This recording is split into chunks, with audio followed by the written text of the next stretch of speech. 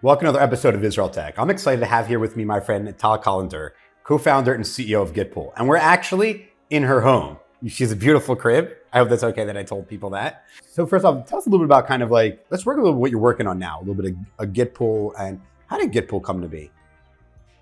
Well, I need to take you back in time, if you are okay with it.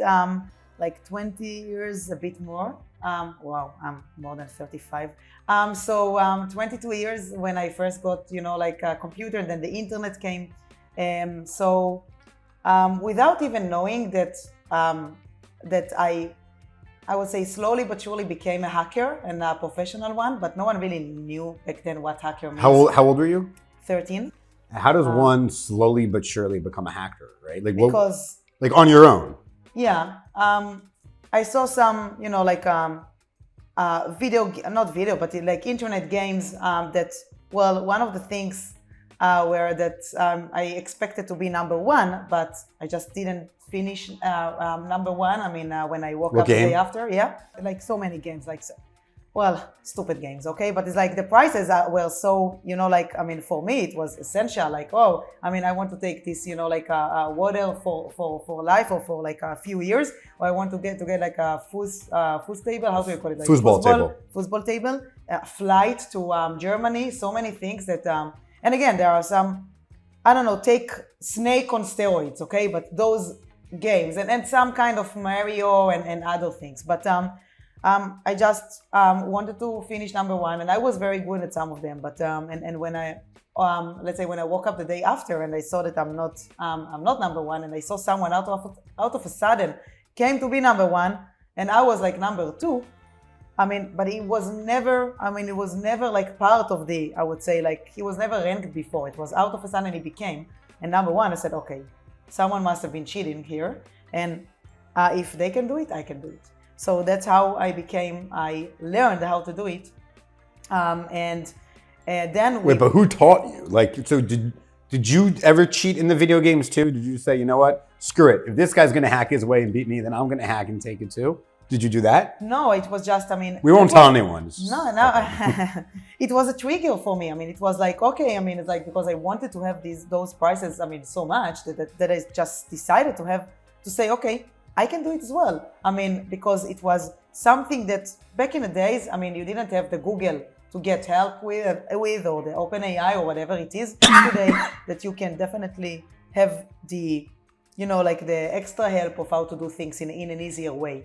Like in the days, you needed to do all yourself. So that is how being a hacker was really nice, because I won like special prizes, and before I was 18, before the army, actually, I had my first $1 million.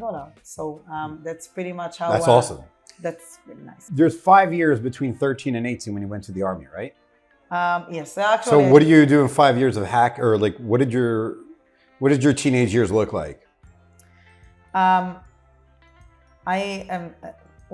I know that it doesn't sound like, but I was very social. Okay, so it's like I have many friends, and no worries about it. Especially when I was younger, when the computer and the screens weren't that prevalent, like heavy as it is today. So and before the army, so I used to.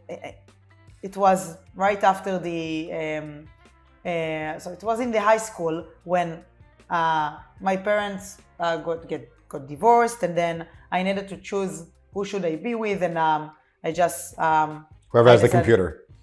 Both of them. So it's like and one of the things that I really liked is that so I stayed in my mom's house, and my father moved to Tel Aviv. My mom stayed in Rosh Hashanah, and in the high school I went to the computer science, I would say, like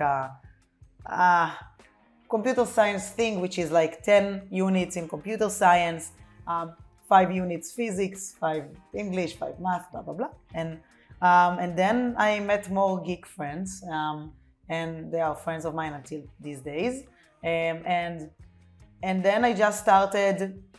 The reason actually why the $1 million came is because I created with another friend, anonymous friend of mine, we created something that everyone is using today, which is email protection.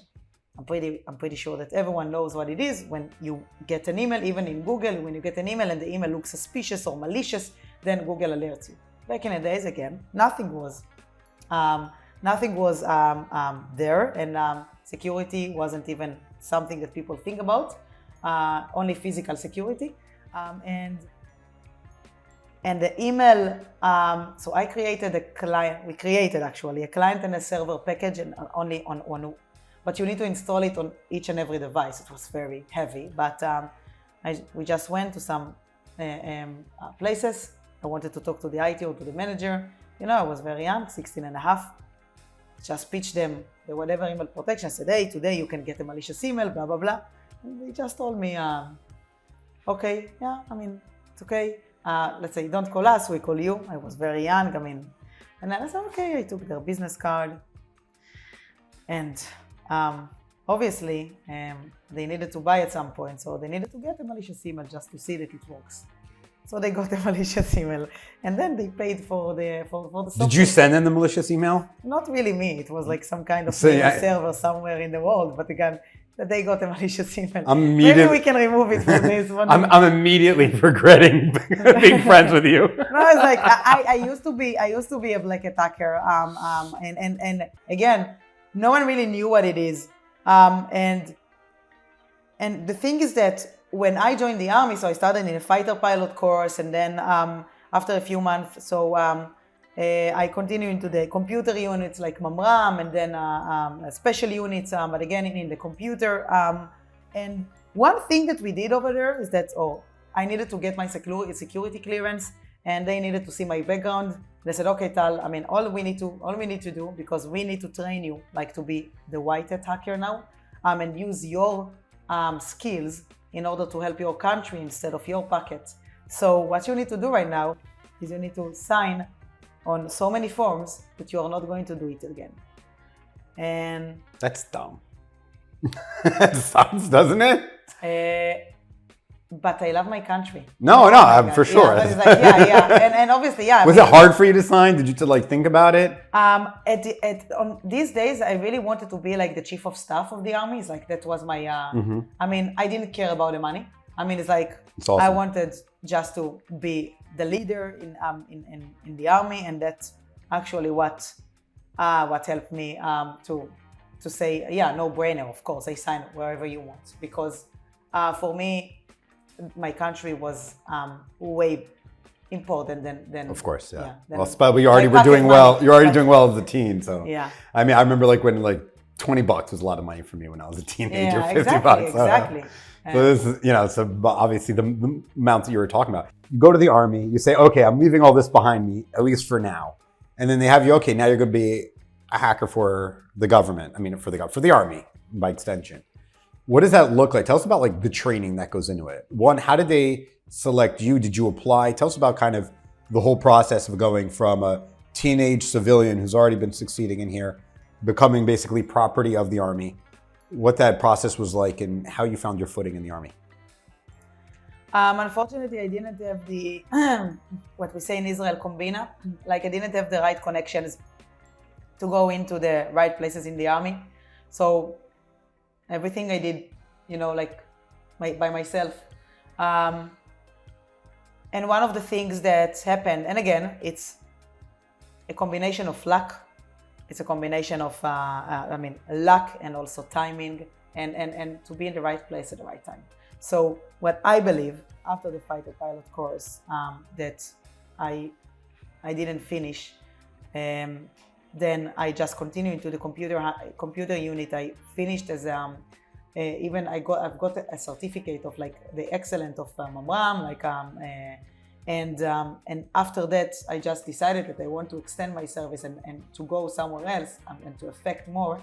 And this is where they took me to some special unit, another special unit, which is I actually was in Rafael in the north, and it was such an amazing journey because this is where we saw how microcosmos the army is. So it's what we do exists also, out there. So because we saw so many, contracts from IBM, CA back in the days that became Broadcom, whatever, VMware, Dell today, but it's like VMware, and so many people from the technology companies that, when you were in the army, I mean, that's where you wanted to go. I mean, like, wow, I finished the army, I can go there. It's like, whoa, because people didn't really feel the startup ecosystem back in 2012, 2010.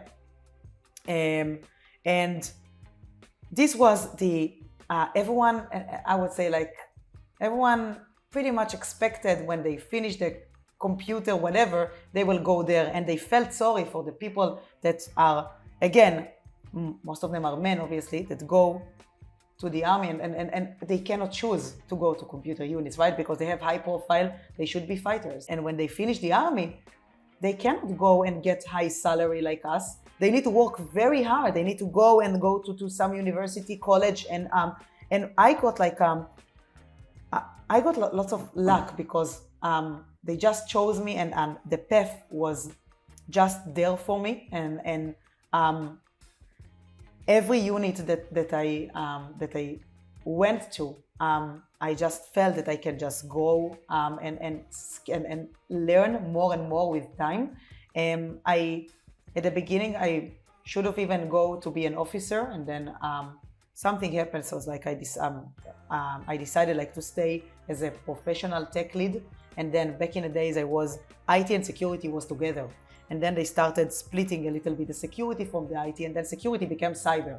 So I was in this generation when everything was together, and then when security had like high hopes to do something that the IT will never deliver. So it's like I was pretty much in this gap before it was before it tore apart, and before like the teams usually didn't really, they didn't really find a nice match together.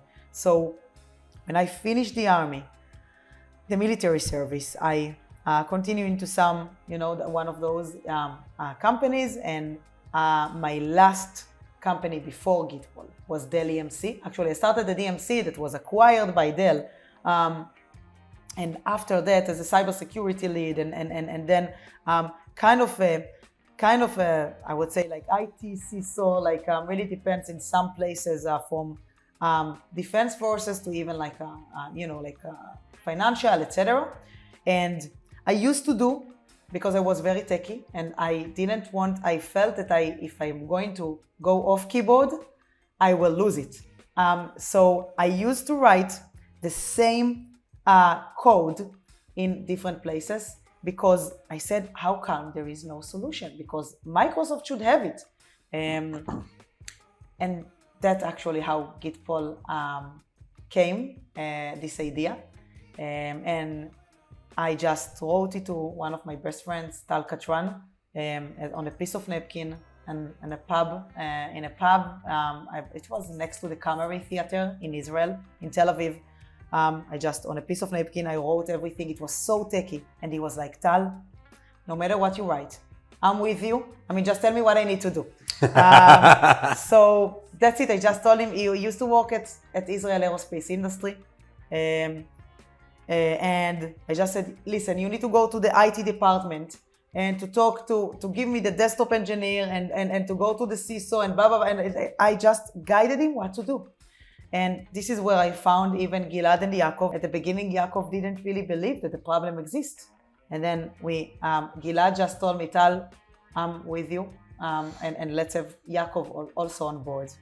And when Gilad came with me to the Israel Aerospace Industry, the first thing they said was, Tal, we've been looking for this solution for decades. I mean, we know it's a problem in the past, it's a problem in the present, and it is a problem in the future.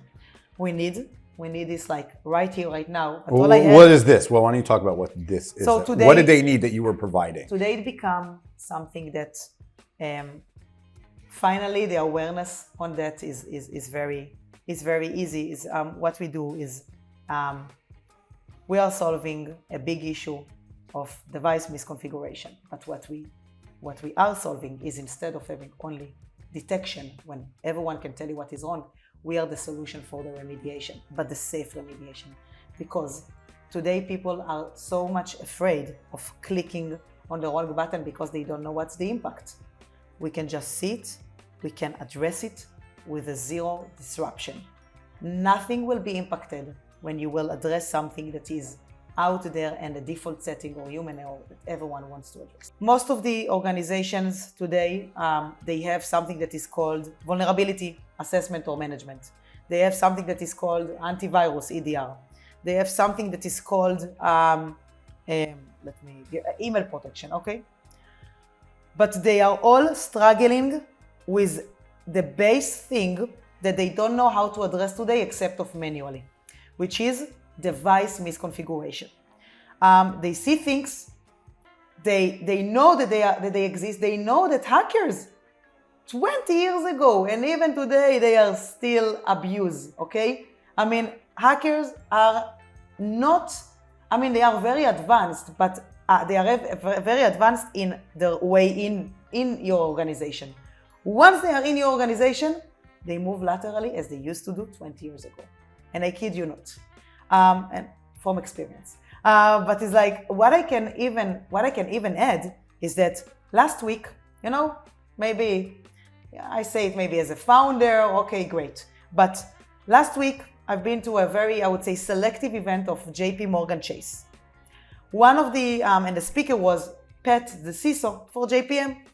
And he said that close to 80% of all attacks, current attacks, are not because of malware, are not because of phishing, are not because of patching that are not, that the device or whatever is not patched, but are because of misconfigurations.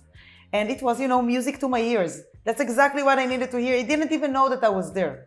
Then obviously, people that know me, they introduced me to him, and then, yeah, it was like a great bonding. But, you know, like having the fact that even, you know, like many people from, I would say, call it like XDR, from Palo, CrowdStrike, were there, and, you know, they heard it. But again, all they wanted to, I mean, it's like what he said, and he said all about that. Remediation and misconfiguration, those pieces are missing today. And obviously automation of that. So it's like everything that I just needed, the PR was out there.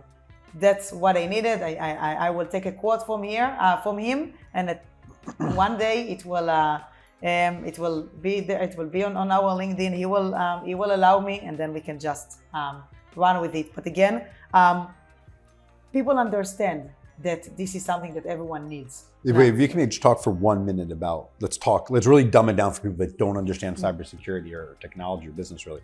What is remediation?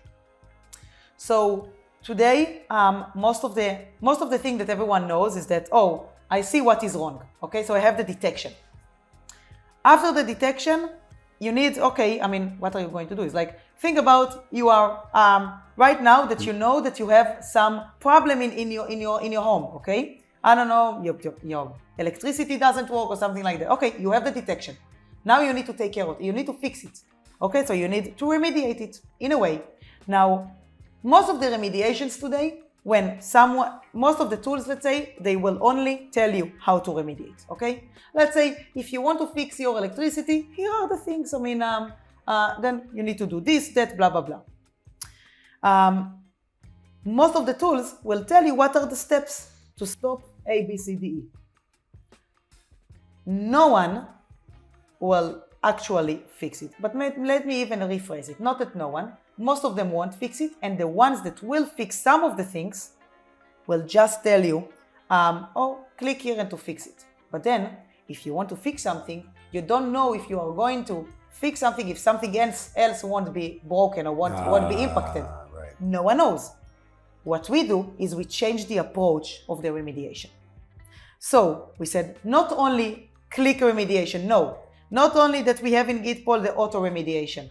We have the ability to assure you, to know before you go, hey, if you click on the remediation, that's okay, you can revert it later, okay? That is another thing that we added, but you can see what will be impacted, if any, okay? Most of the things, that is what we call, you have quick wins. Remediate once, nothing will be impacted.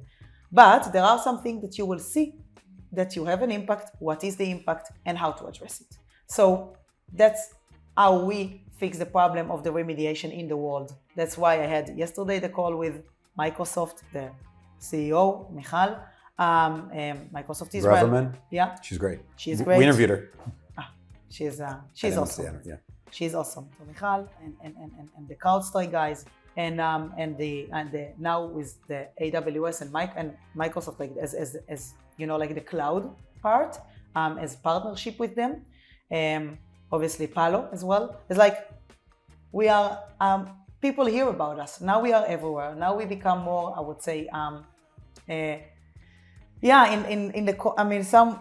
people just know that we exist. People know that in order to fix things, they don't need to do it manually anymore. They just reach out to us. So that's how we change the perception or I would say, the way that people deal with remediation today.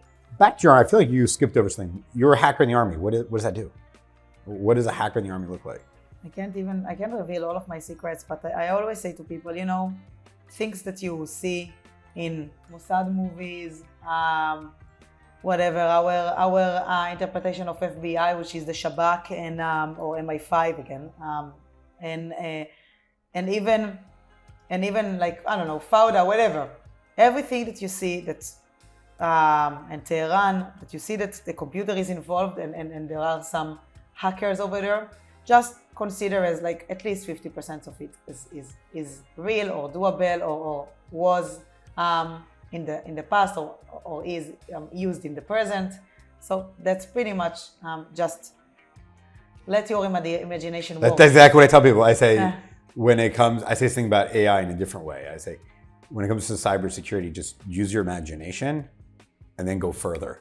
and keep imagining it. Exactly, it's an endless world. And with AI, I say you want to know what it can do, just use your imagination, and then just take it another step and another step. Yeah. And it doesn't end. Anything where it's unreal, right? It's pretty much and wow, sometimes even the imagination can be nothing compared to what happens in the reality. So yeah, that's something that I just I discovered. Awesome. So we got something I found interesting is that you've said you're I was looking at your LinkedIn, right? You're a CISO and security architect at Avnet, at Dell EMC. For those that don't, what is the difference between a CISO and a security architect? I found some CISOs that are super techy, super, connected. They are hands-on, they know exactly. And there are some CISOs that just need to guide and to tell. And again, it really depends on the organization culture, the size, and obviously like the people that are in the organization. So some of the CISOs, they just highlight on what needs to be addressed. Some of the CISOs will tell you. Some of the CISOs will be so down to earth, will be super connected to whatever, and they will make the decisions themselves. Some of them will just tell what is needed, and then they will just delegate to the team, you need to do the job. So that's the difference between those CISOs. That is why security architect should be more technical. So CISOs are managers, security architect are tech people. Yes. And they're both really managers. Yes. Let's talk about building up of Gytpol, right? So you go to Gilad, he's like, let's bring in Yaakov. Yaakov was bought in on it.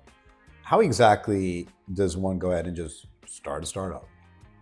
Or how did you, rather? Yeah, it's a nice story. So Gilad and Yaakov had a previous exit to VMware. They built a company that is called Digital Fuel that was acquired to VMware back in 2011. And since then, they were looking for their next challenge. I found them, again, timing is everything. I found them in 2017, I would say. And after I found them, it was like a great bonding from day one. And they just said, Tal, let's do it solo, no VC money. And we all have money, so that's okay. Let's write it. That was in 2017. Yes. Right, because you've made and they had their exits. Yes, they had it in 2011. How much money, can I ask? I'll ask, whatever. How much money did you guys put in from your pocket? You don't have to say. It's not the money, we just the time. Only time. It's like we invested time, we wrote the code. The three of us, and I was the customer facing. And then back in 2019, we first needed, someone, customers that became from beta to a beta customer, but finally we said, okay, it's time for us to charge for that. And when they wanted to pay, then we said, oh, we need to have a company, right? So, you weren't even, you had a product, you had the code, you had a solution, but you weren't even incorporated in a legal entity. It's total trust, everything. You didn't have any contract until someone's like, here's my money, give me your product. Exactly. So you guys founded in 2017? Officially, it was mid. When did you guys come together and start to code? And when did you guys, let's say, 2017. get your first, 2017? The first line of code was November 2017. And then in your first revenue dollar? When we incorporated. When we incorporated, which was May 2019.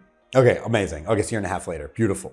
And so you've collected, so what exactly were you were just selling just remediation then? How much has it changed since then to now?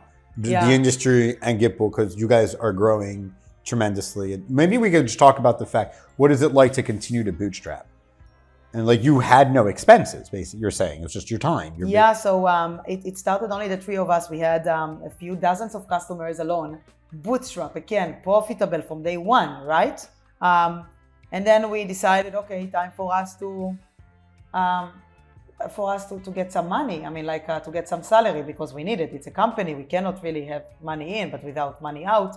And we tried everything from scratch. We had so many mistakes in the beginning, because we didn't really know how to do it right. It's okay. So we hired at the beginning. We went we started to go every startup. Let's go to this law firm. Let's go to this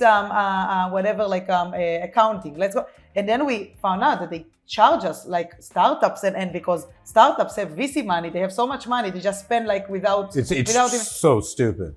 Exactly. And I said, okay, no, we cannot spend something like that, and we want to hire people. How can we hire people, pay this, pay that, and because we started only in Israel, remember? And then we just grew exponentially year over year, double ourselves from the income, the revenue. And then we had more and more and more people. What did you need more people to do? I understand you needed an office manager, someone to do accounting, because now you're collecting money.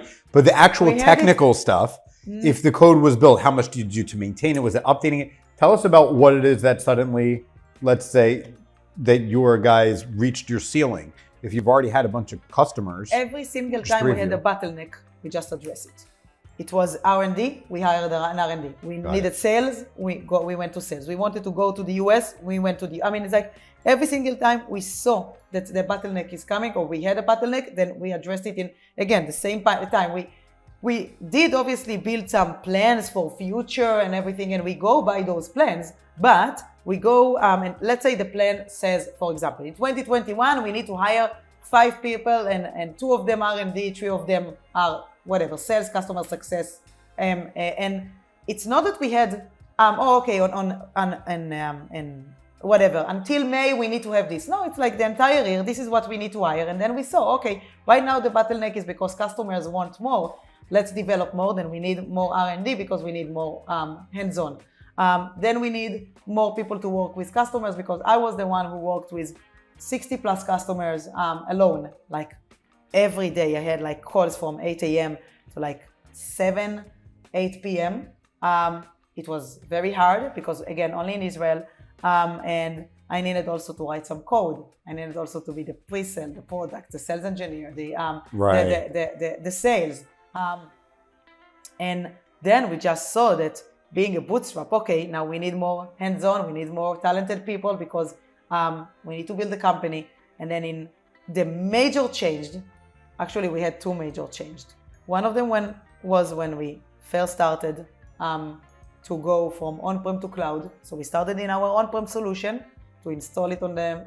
And again, people they wanted to stay on-prem. It's okay. They moved to the cloud, but with Gytpol, they were okay with staying on-prem. But then we said, okay, we cannot maintain the on-prem anymore. It's very hard.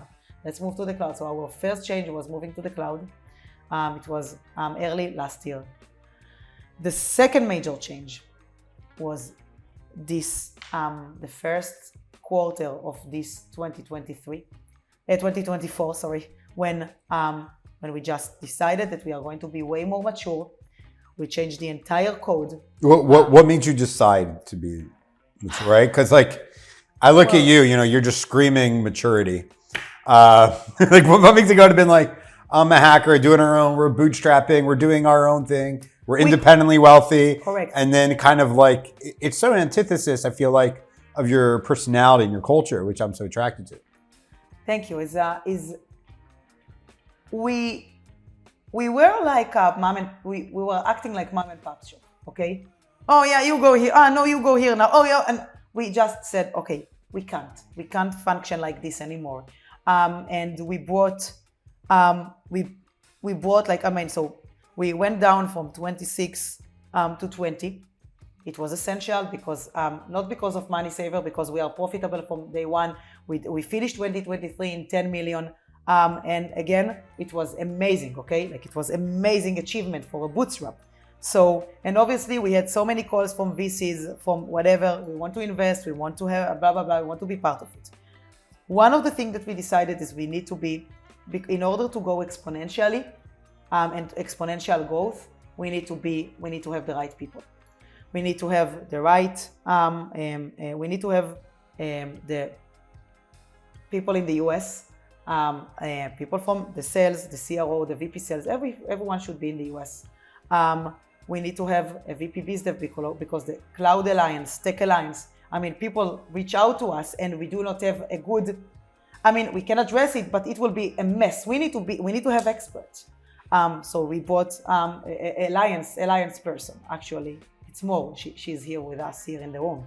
And then we brought marketing that he knows exactly, like, okay, like he will be a product marketing, but also marketing because he knows how to build campaigns, we needed leads. We needed leads in order to transact leads to at the end of the day to prospects, right? To paying prospect, because we knew that our POCs, every time we test the product in a customer, it becomes a PO. We know it, okay? Almost all of them, okay? So, and we just changed the entire culture of no more small deals like 20K, 30K. No, we don't want it. Because we invested the same amount of time on small deals rather than 100K and 150K. Why should we? So we just removed the small deals. We were focusing on biggies. And it's like, well, now we have like one person to deal with the SMBs. And the rest are only on big accounts, only on big money. So we changed the entire culture, but also this is the maturity level, because back in the days, every customer that can pay us whatever, 5K, 10, no, we take it. But no, then we saw that if we want the 5, 10K, we cannot hire talented people. It's like, because it's very hard to maintain all of those small checks. And again, I appreciate and value every single dollar. But in order to grow, in order to become, and now we are 40 people. Okay, so it's like from 20 in end of January to 40, and we are mid-May today, 2024. That's insane, like to double ourselves in 4 months. And not to Are you worried about your culture growing so quickly? Because in a sense, like you said, you had to scale down, not for financial reasons, but kind of just, we need to get good alignment and all that. And, and obviously a few people do the most of the work. Are you worried about the culture being watered down and the personality and how you do things growing so quickly? I've been at companies and clients' offices when they went to this exponential growth. And I was speaking to the marketers hanging out there, and she tells me, like 6 months ago, I knew everyone by name. 2/3 of people on this floor, I don't even recognize, I don't know their names. We have a birthday cake every other day in the kitchen because we're that many people now, right? A new birthday cake for this, and then I was like, and she wanted to leave, whatever. She didn't, it didn't feel like she was looking for a family, but it lost its startup vibe and its unique personality. Do you fear that at all? Sorry, I didn't mean to no, it's like, you out. I love building good cultures. That's what I did at LMC, and anywhere I've been to. But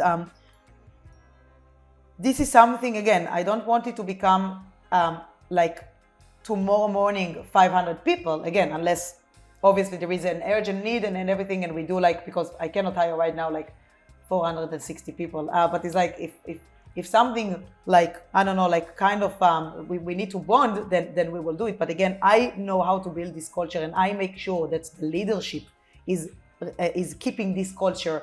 I mean, and it will remain like that because again, the VP R&D, the new VP R&D, the new CRO, the new VP of sales of whatever EMEA and North America, and and the VP of marketing, they all know what is my agenda. They all report eventually to me, and I want to make sure that we are aligned. And every single time there is a glitch, if there is any, I am aware, and we fix it because they think like me, and when they think like me, they know how to just continue this generation as like and this culture, and I love it.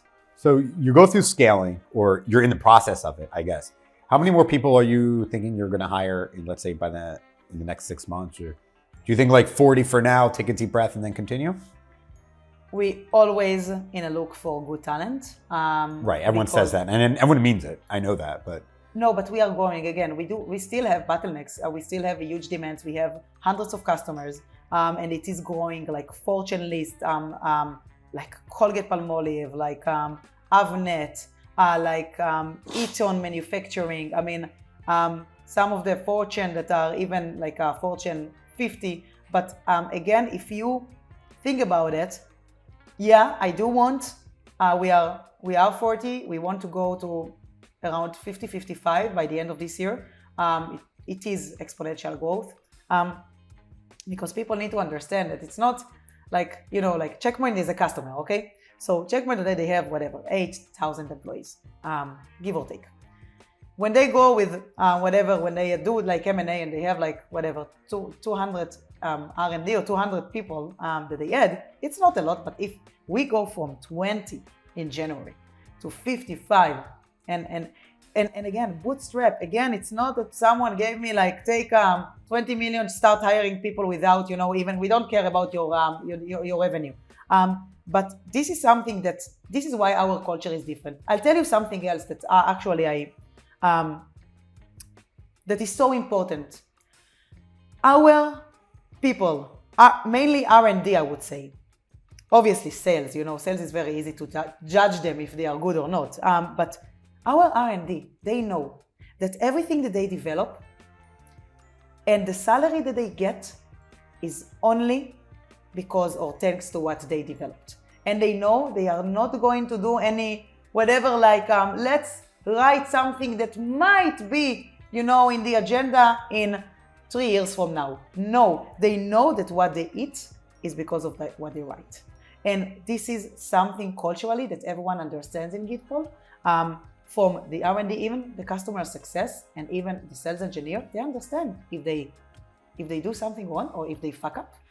They know because they understand that this is less income from the company. They feel part of the company in so many ways because they understand that it's not only, like the stocks, equity, whatever. It's not only that. They really feel a huge part of Gytpol and the Gytpol family because they know that it's not my customer, it's their customer. They know it's their money at the end of the day.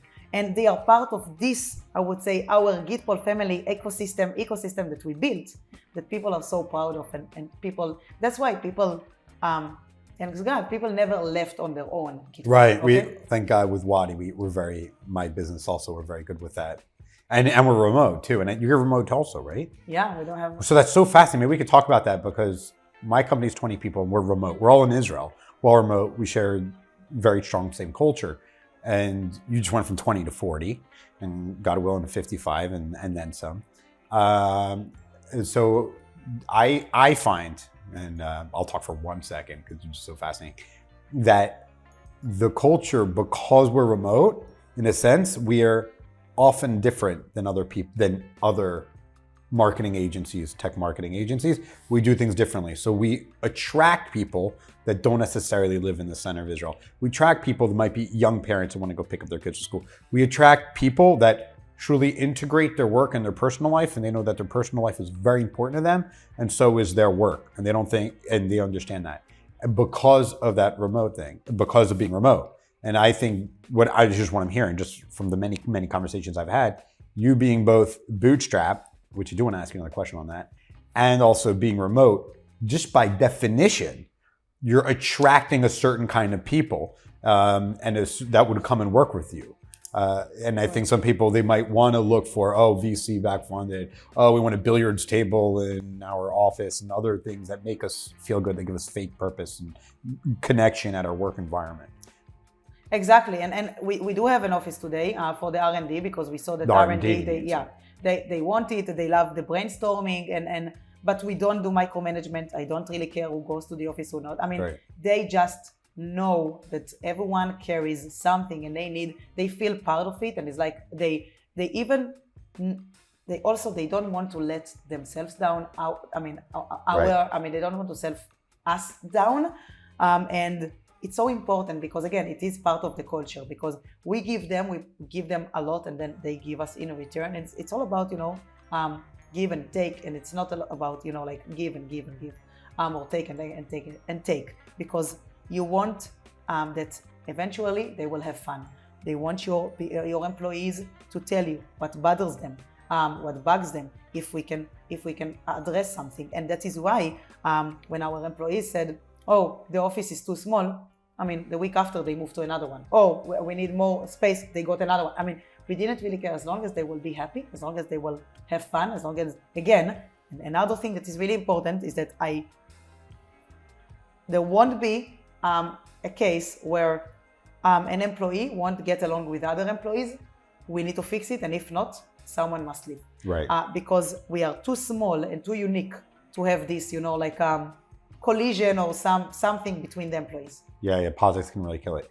I want to ask you, so you're totally bootstrapped, even still now today, you haven't taken one checkout? Correct. What does the conversation look like when VCs approach you, knowing that you're already bootstrapped and your revenue is already unique, and they're coming to you? What's that conversation like? I won't lie that sometimes I do think about, taking VC money would be good. Why? Why would it be good? VC money know people, and they can help us, and they still can, even without investing in us, but they won't do it because they want something, they want some bite. And one of the problems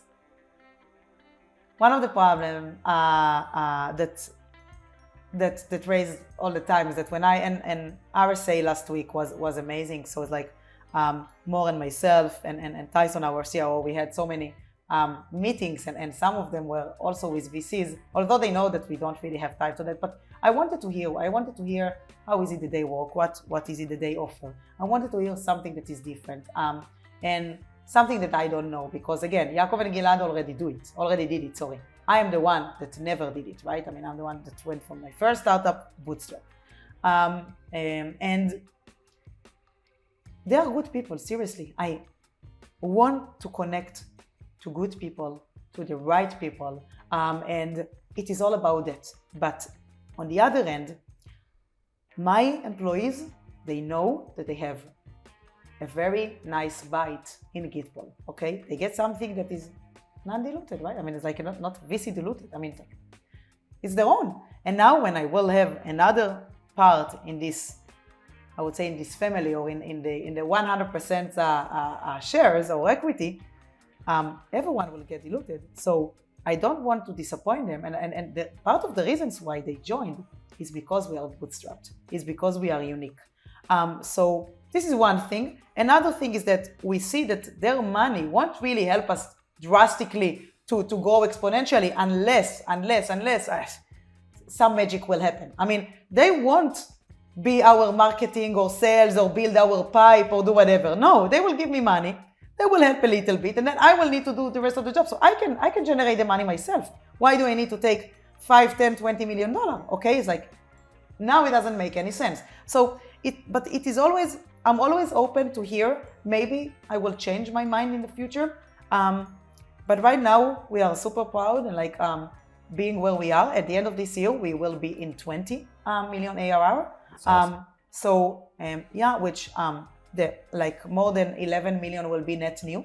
And it is super important because, again, seeing everything that is growing and naturally, Again, no VC money, but again, because the team is so unique, we have such a strong team that says a lot. What do the conversations with VCs look like now when they want to approach you? Because my assumption is the conversations of a VC coming to you and saying, hey, we want to invest is very different from a startup going to a VC and asking for money. It's like Mo was with me and a few of them. Tal, just take the money. It's like they just tell me, Tal, I want just tell me how much. I mean, I want to invest. I want to be part. Everyone sees the success of Gytpol, and what happened at the hype of RSA was even 10 times bigger. Now everyone reaches out to us. You know, after the awards that we had after the name. What awards have you won? So a couple of months ago, we had the Checkpoint Award in Vienna. So Gytpol won the competition. Wait, it's organized by Checkpoint? Yes. Okay. And then I pitched in front of 2,000, 3,000 people ish. I don't know, like up to it was something like that. And then I mentioned also, hey, by the way, so Checkpoint, thank you for being a loyal customer. I mean, you are doing a justice with Gytpol. And then they just sent, the account reps just sent so many people, I mean, to our booth. I mean, I needed to run because we went only the two of us, in the booth, More and myself. So like we ran back to the booth, and then so many people, so More and I mean, we needed to, to keep tracking on their names and the organization. So it was, but it was extremely fun, 3 days event-ish, and it was amazing. But we just went a level up after this. So More helped us, gathered us into the AWS and CrowdStrike incubator. It's a plan of so and so weeks that we need to be there, and then we went out of hundreds of startups. Only 8 were chosen to be on stage. We needed to prepare 3 minutes. This is still Vienna or RSA? What are you talking about? No, this is last week at RSA. RSA, okay. This is the step up. Out of hundreds of startups, only 8 went on stage. We were number 5. Everyone needed to have 3-minute presentations, and then the judges were the president of CrowdStrike, Galina, from the founder of Clarity, and CJ Moses, the CISO for Amazon. And then we had 2 minutes Q&A with them. I was number 5. They gave me the controller. The presentation didn't work. Nothing worked. Everything was crashed over there. They tried for 30 Everyone's seconds. presentation is just yours? No, mine only. I was number 5. So 1, 2, 3, 4 went great. Now number 5. Number 5. What a random number. Okay, so it didn't work. I was like, okay. And for 20 seconds, and I was like, okay, I just have more time. Let's do it without. 3 minutes I pitched Gytpol, and then they then 2 minutes ish Q&A. After that, I just went down. From the stage, everyone just, didn't stop applause. People stopped me. When I went to sit back, people just stopped me and said, "Oh my God, you're going to win! Like everyone." And then I did have a small competition with another great startup, and then Galina and everyone just, Galina just told me, it was a no-brainer. Everyone just said, it just started. They gave me Gytpol. What do you think was like that 1 or 2 sentences that you think captured the judges, right? Bootstrap, for sure. Profitable. And the fact that we do something that we have paying customers that everyone Wait, but you're not needs. mentioning anything about your technology. No, I did in the 3 minutes. I mentioned Gytpol. I mentioned what we do. Right, but the technology didn't differentiate you from the other 8 grades from the other startups, right?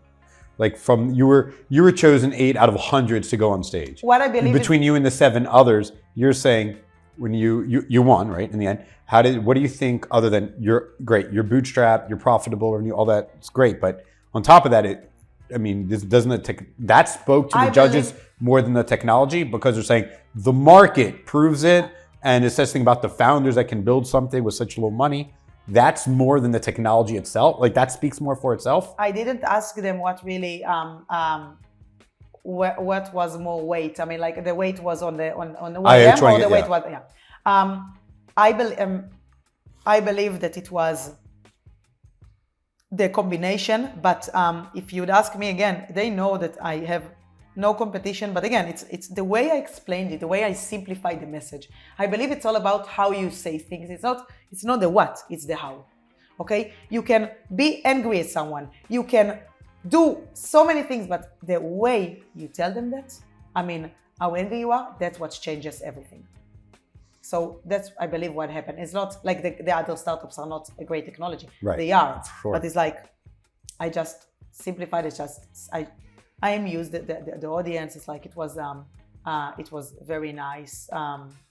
They just wanted to give me the price. And the price was, oh yeah, you get the VIP tickets to CrowdStrike, whatever, CrowdStrike party. And I was like, wait, no, I want to speak again in the CrowdStrike booth in the AWS event. Right, of course. I can sneak in any party. I see in a party all the time. So they just said, you know what, just second. And it was like with more and then more, just to me to the right That's people. amazing. You pushing yourself is the whole bootstrap thing. Is that I don't need other help. I know what I want. It's very Israeli, very chutzpanit. Yeah. Is that, Yeah, this is what I want. again, let me grab it. Let me ask for it. And you're going to give it to me. Seriously. Because it's good for you. And thanks to more, seriously, now we have at the Reinforce next month 2 sessions with CrowdStrike. We go to their booth and we speak.